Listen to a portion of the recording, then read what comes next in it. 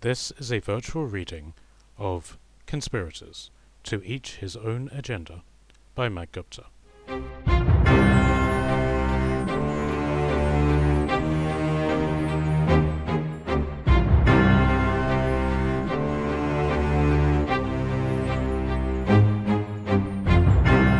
Chapter 24.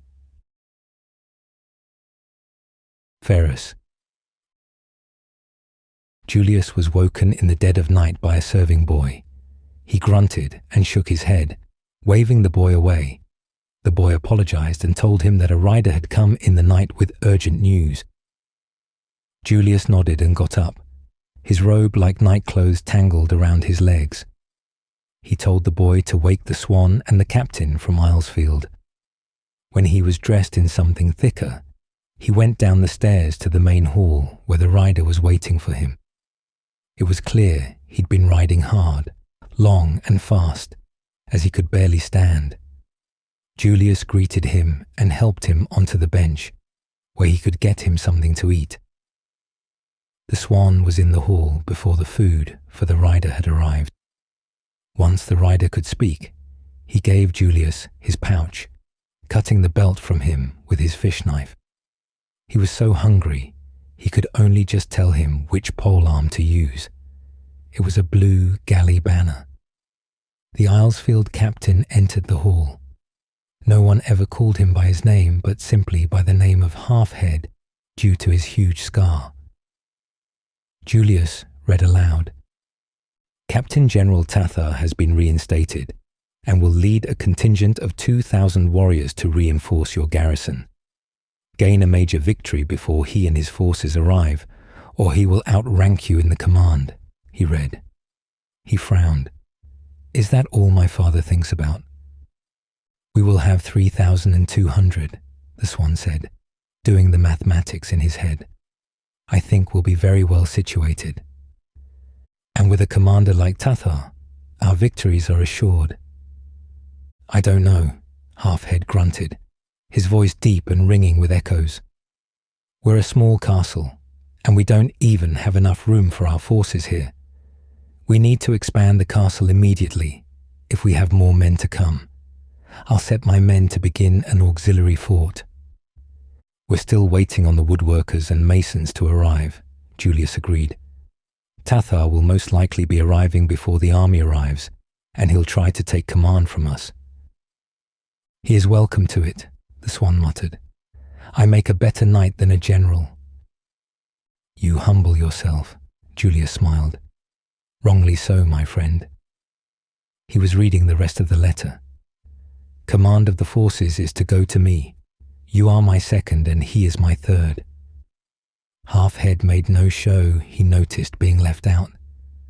A third, the Swan shook his head. A consul with nearly double the men with all of us combined. He will take that as a deep insult. We will need to appease him in some way, Julius grunted, falling into his chair and banging the back of his head on the top of it. This is all we need. We were winning this campaign because we didn't have this political nonsense to cloud us. The Swan nodded in angry agreement. I hate politics and politicians more so. Well, they will wait until the morning, Julius yawned. Half-Head grumbled. He'd been woken for little, and he liked his sleep. Let us retire and fight this new threat in the morning. Yes, indeed, the Swan yawned also. Find this man a bunk and some wine, he instructed a serving boy on behalf of the rider. I bid you good night. Julius wasn't nearly as bothered by politics as his father, and he slept soundly, at least until he was woken by the sunrise.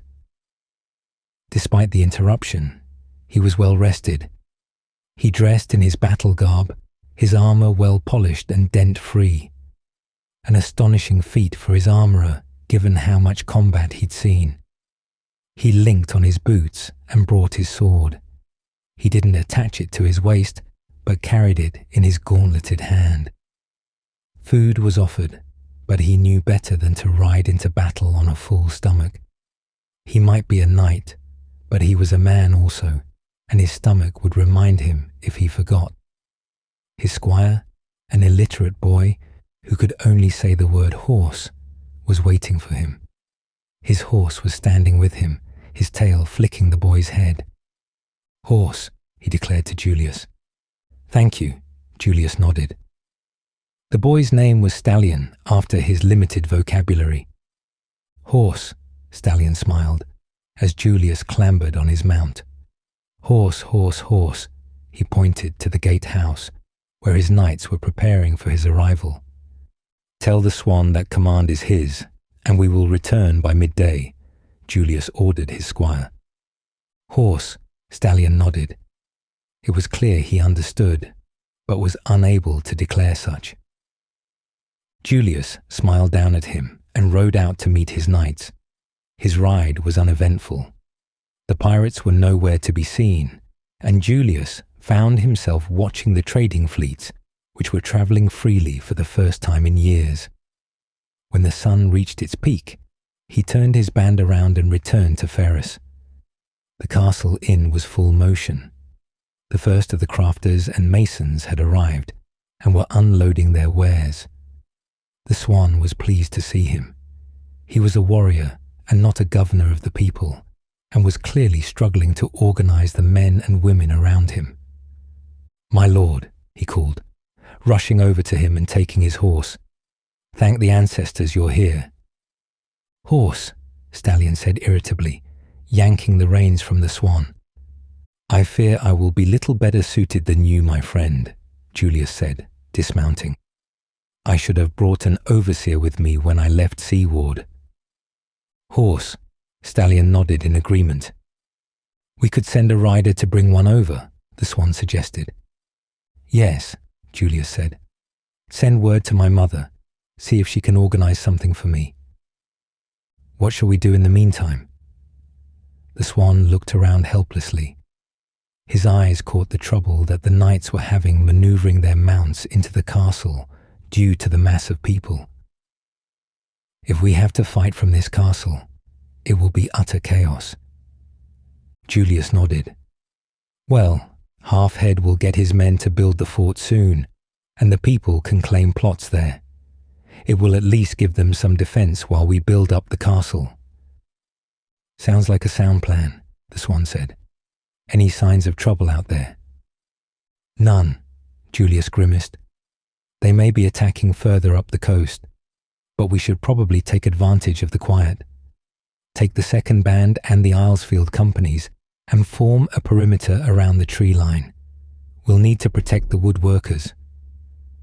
"Yes, my lord," the swan nodded and went off to fetch his own horse. He didn't try to ride his mount out, but simply walked it out, as the knights were still attempting to enter the castle.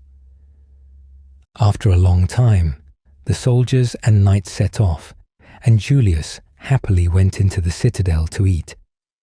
Just as he began to devour his fish, a black cloud flew over the castle and a fork of lightning flashed in the distance. He shook his head and laughed at the swan's misfortune in the rain that was sure to arrive. The palisade ditch was only just starting by the time that the swan returned. When he declared the forest was safe to begin woodworking, Julius sent the woodsmen to begin collecting lumber. The men from Islesfield needed no instruction and immediately began work on the fort.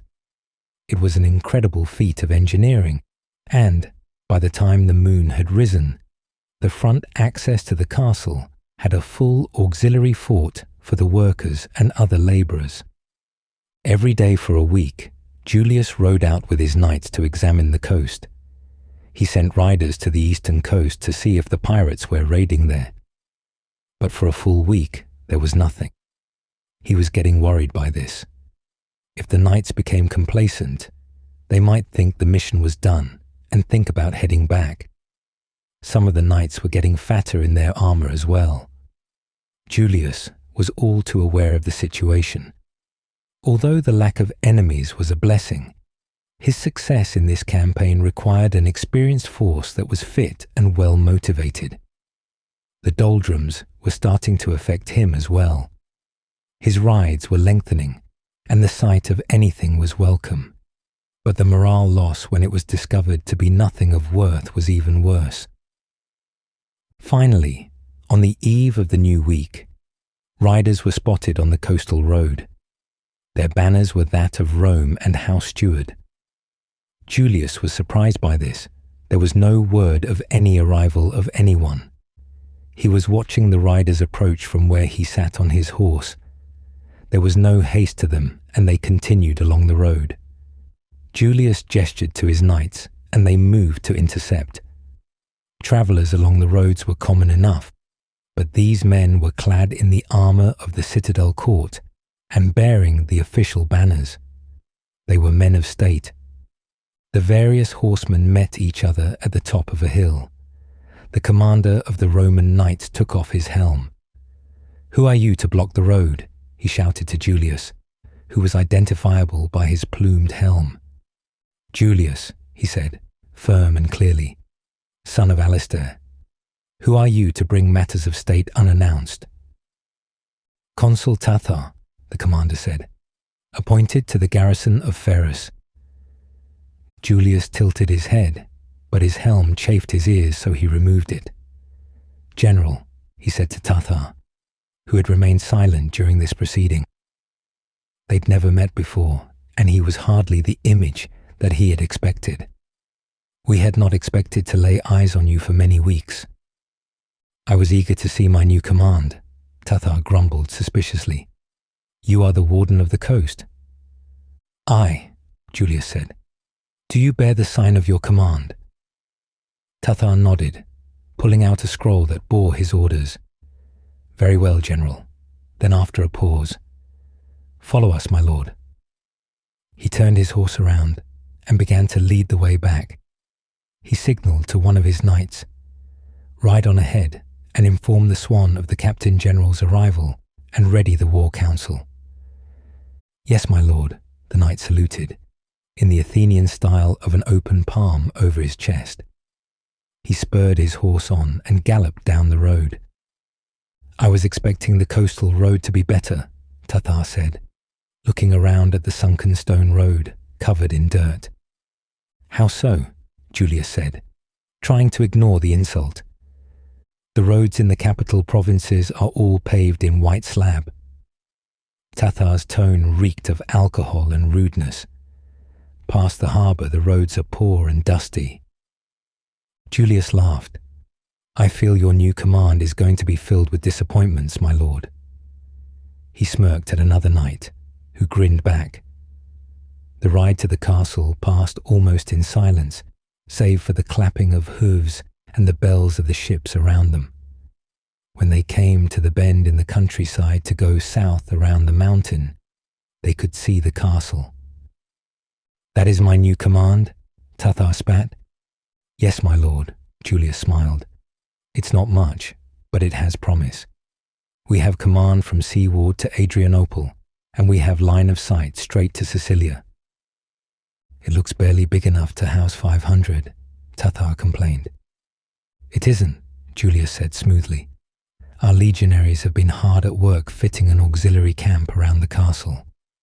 We have enough to house the 1,000 men from Islesfield." "We're going to need more than a camp," Tathar scowled. "We need a fortress."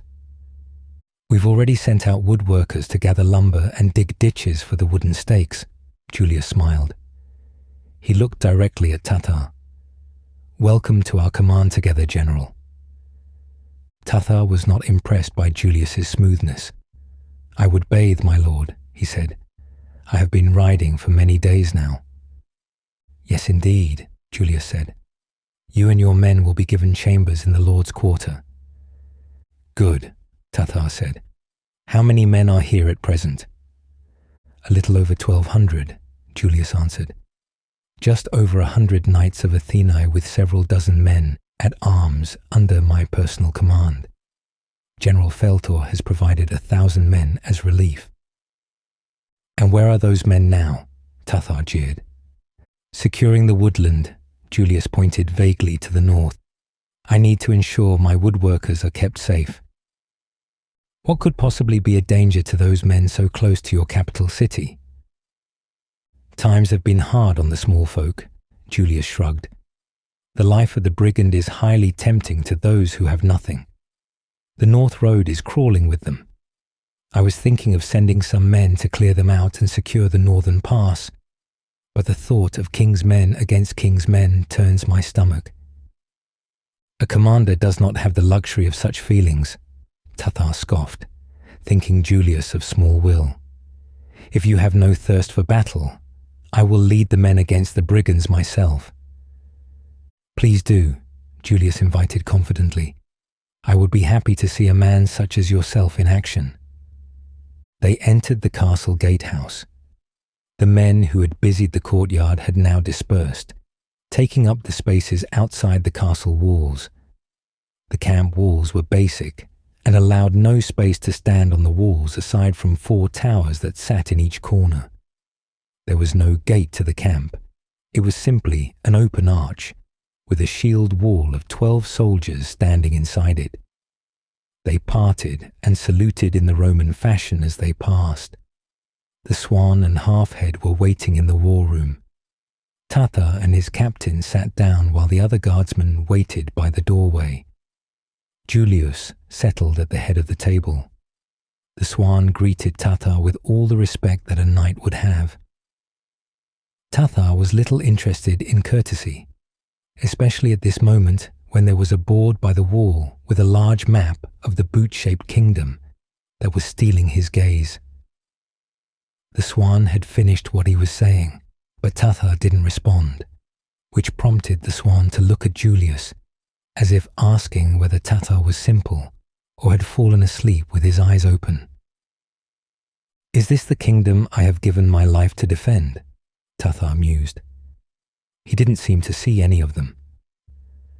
I was the commander of 70,000 hard men of the harbour in citadels of marble stone. Now am I to be content in this wooden shithole of a fort, with not even a single legion at my command? You are not to be in command, the Swan said sternly. The command is to go to my lord Julius. You will act as his third, and I his second. Tathar choked on his wine. Third, am I, boy? How many battles have you won to be my superior? 37, the Swan said coolly. If you do not like your new command, feel free to go back to the capital and get another one. Tathar scowled. The ancestors fuck me in every hole I have. It's a hard thing to ask such of a man such as I.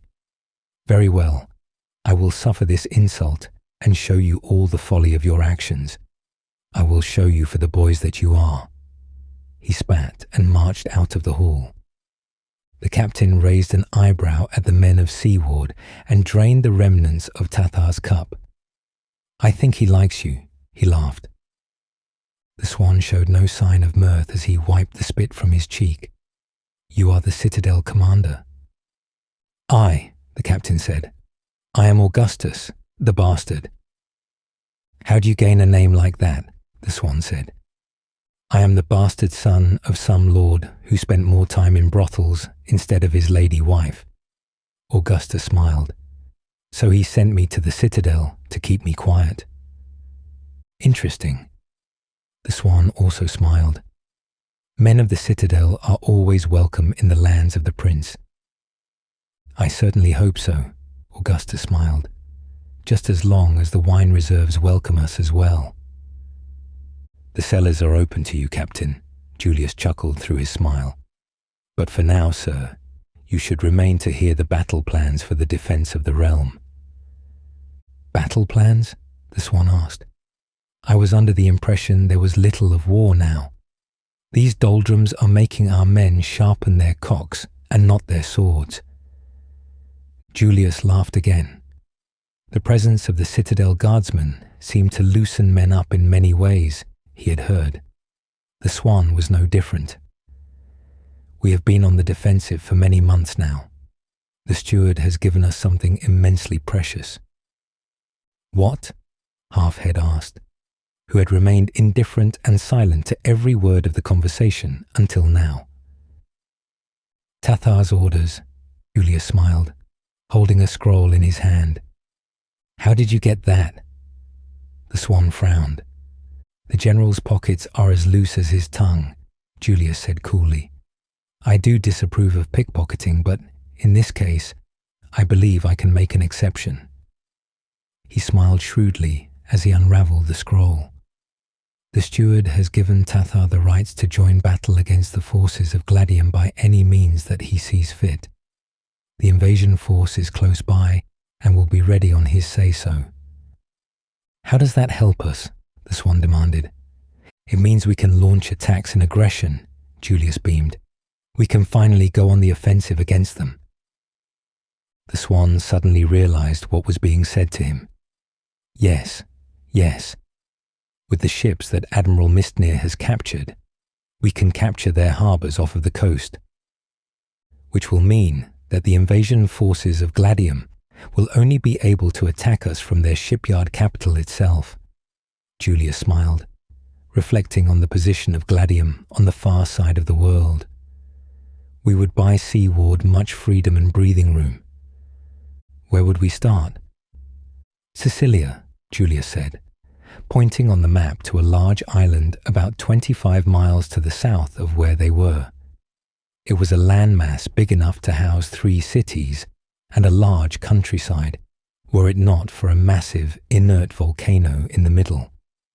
That island was once our marker for the border of the realm, but we abandoned it when it fell into ruin, and now the pirates defile it.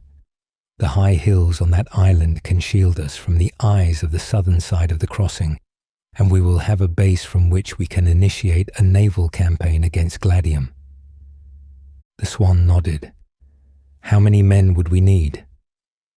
Right now? Julius sighed in deep thought. I can think of only one.